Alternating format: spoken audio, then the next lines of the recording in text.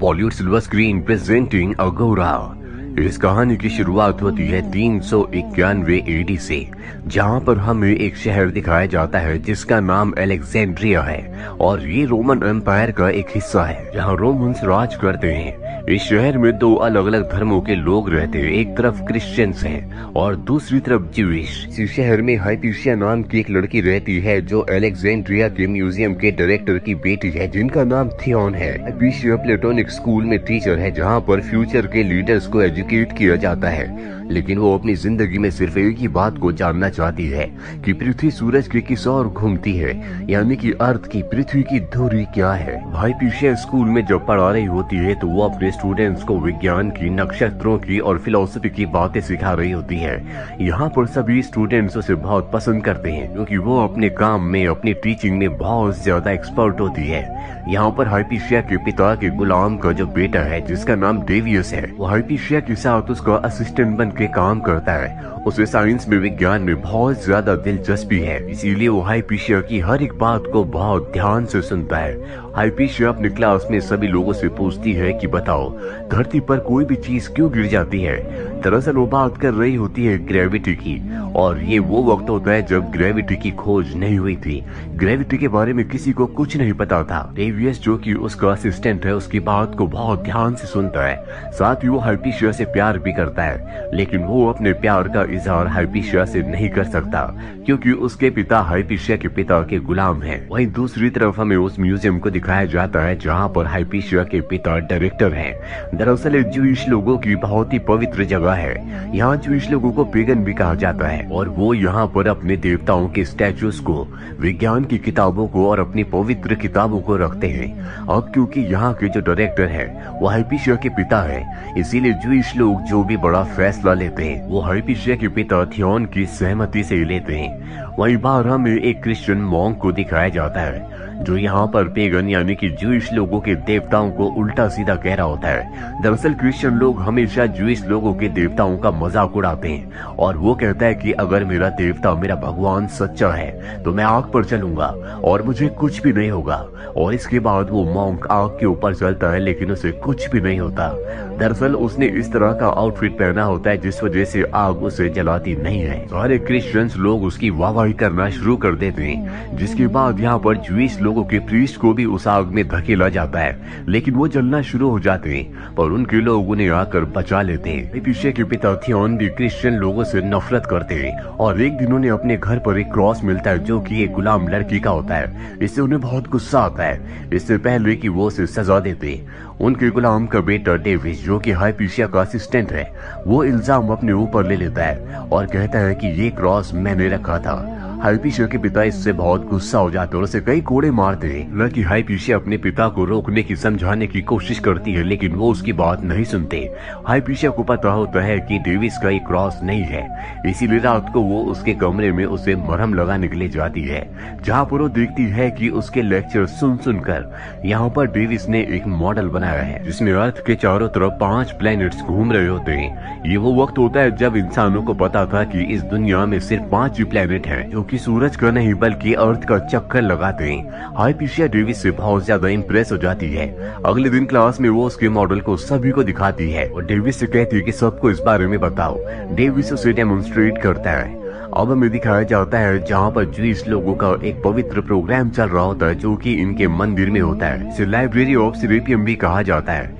यहाँ पर हाइपीशिया का एक स्टूडेंट भी होता है जिसका नाम होता है ओरेस्टियस। ओरेस्टियस हाइपीशिया से बहुत प्यार करता है, वो भी एक ज्यूस है और यहाँ पर सबसे कहता है कि मैं अपनी जिंदगी में सबसे ज्यादा प्यार अपने म्यूजिक से करता हूँ और उससे ज्यादा प्यार करता हूँ मैं हाइपीशिया से, और वो अपने म्यूजिक के इंस्ट्रूमेंट को हाइपीशिया को देता है।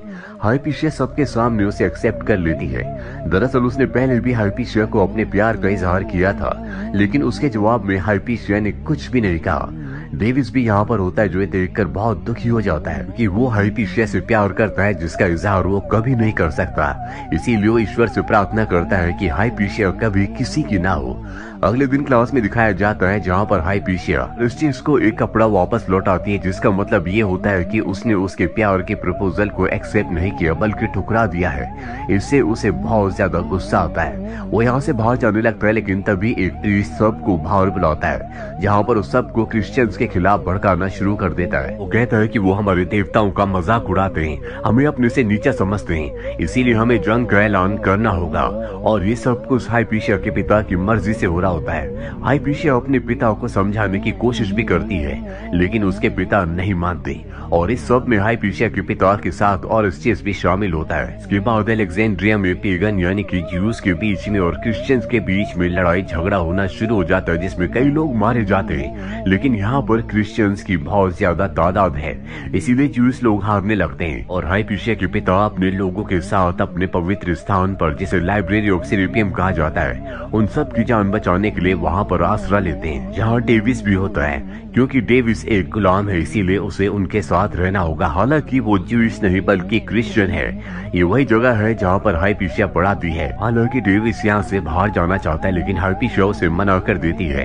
यहाँ पर डेविस के साथ साथ कुछ और क्रिश्चियन स्टूडेंट्स भी होते हैं और रात को जब वो इस जगह से भाग रहे होते तो डेविस उन्हें देख लेता है, लेकिन वो किसी को कुछ नहीं बताता, क्योंकि वो जानता है कि उनका यहाँ से निकल जाना ही अच्छा होगा।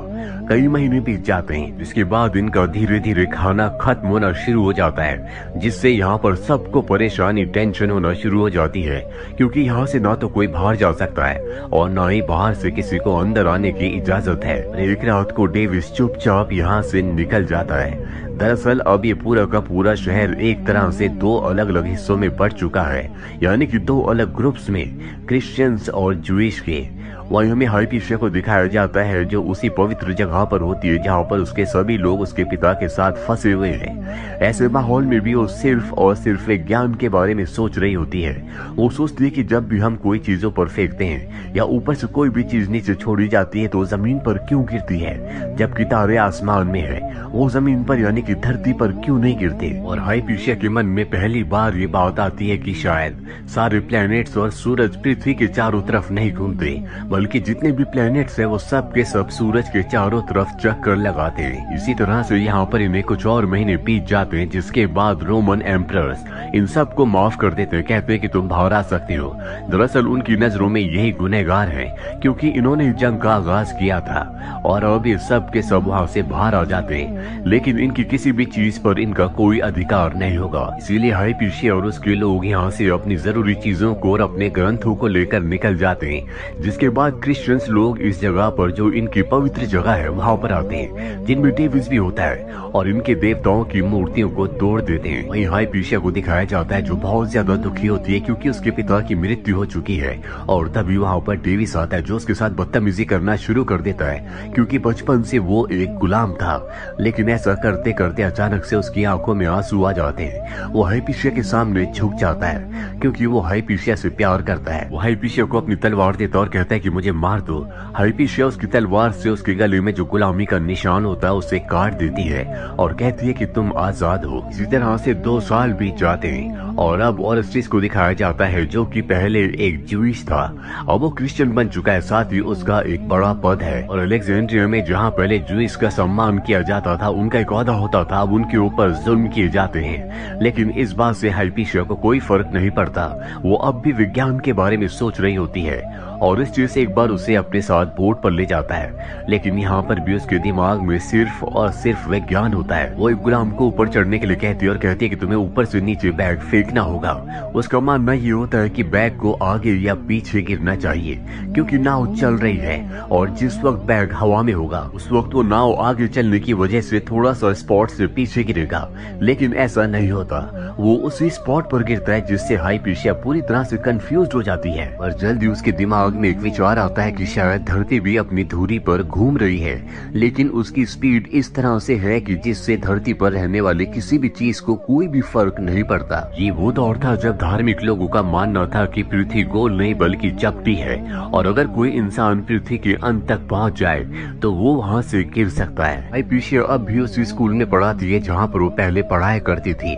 उसके दिमाग में कई सारे सवाल हैं। उसके दिमाग में एक और सवाल आता है कि पृथ्वी पर ठंड, गर्म और अलग अलग मौसम क्यों आते हैं, इसका क्या कारण है। वहाँ पर उसका एक सेवक भी होता है जो उसे बताता है कि शायद सूरज बड़ा या छोटा होता होगा, इसी वजह से मौसम बदलता है। जब सूरज बड़ा होता है तो धरती पर गर्मी होती है और जब वो छोटा होता है तो ठंड। लेकिन हाइपेशिया उसकी बात से सहमत नहीं होती। वहीं ज्यूइश लोग जो क्रिश्चियन लोगों के जुल्म और सितम से परेशान है, वो उनके ऊपर हमला कर देते हैं, जिसके बाद क्रिश्चियंस लोग एक बार फिर से उन्हें बहुत बुरी तरह से मारना शुरू कर देते हैं। हाइपेशिया ओरेस्टियस के पास जाती है और कहती है कि क्रिश्चियंस लोगों को ऐसा करने से मना करो, मैं अपने लोगों को समझाऊंगी।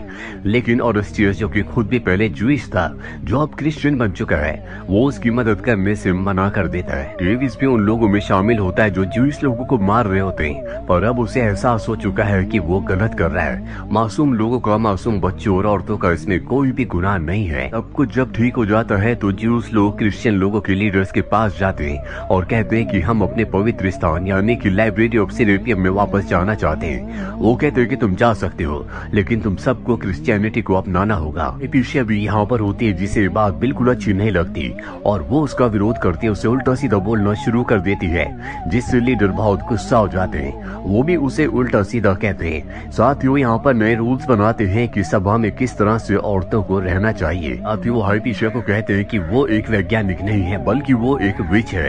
ये धरती पूरी तरह से चपटी है, लेकिन वो अपनी अलग अलग तरह की साइंस लोगों को बताती है, जो कि पूरी तरह से गलत है। इस तरह के इंसान को जीने का कोई भी हक नहीं है। यहाँ पर ओरेस्टियस भी होता है। ये सब कुछ देखकर सुनकर उसकी आंखों में आंसू आ जाते हैं। अगले दिन की सभा में सबको बाइबल के सामने झुकने के लिए कहा जाता है, लेकिन ओरेस्टियस ऐसा करने से मना कर देता। वो बाइबल के सामने नहीं झुकता और वहाँ से चला जाता है। सब उसे ढोंगी क्रिश्चियन कहते हैं। यहाँ पर वो मॉन्क जो शुरू में आग के ऊपर चला था, वो उसके सिर पर पत्थर से प्रहार करता, उसे बुरी तरह से जख्मी कर देता है।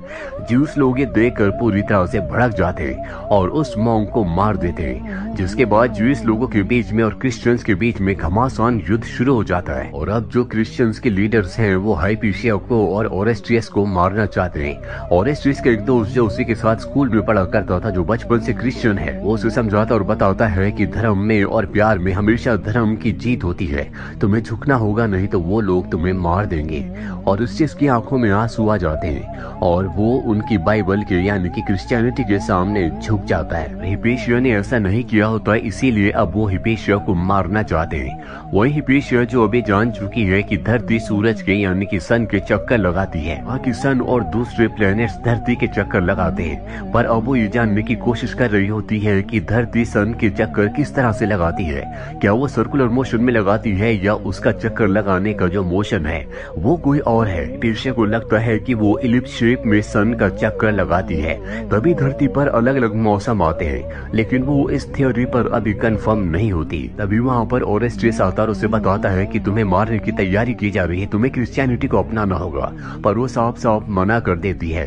हालांकि डेविस भी उसे बचाना चाहता है, लेकिन अब उसे पकड़ लिया जाता है और उसे मारते पीटते जलील करते हुए लाइब्रेरी तक लाया जाता है। ये सब लोग उसे मारना चाहते हैं, लेकिन इनके पास तलवार नहीं है, इसीलिए बाहर पत्थर ले निकले जाते हैं। डेविस को देखकर बहुत दुख होता है और वो उसे इस तरह की मौत मरते हुए नहीं देखना चाहता, इसीलिए वो खुद उसे आसान मौत देकर मार देता है। और जब वो अपनी जिंदगी की आखिरी सांसें ले रही होती है, तभी वो ऊपर छत की तरफ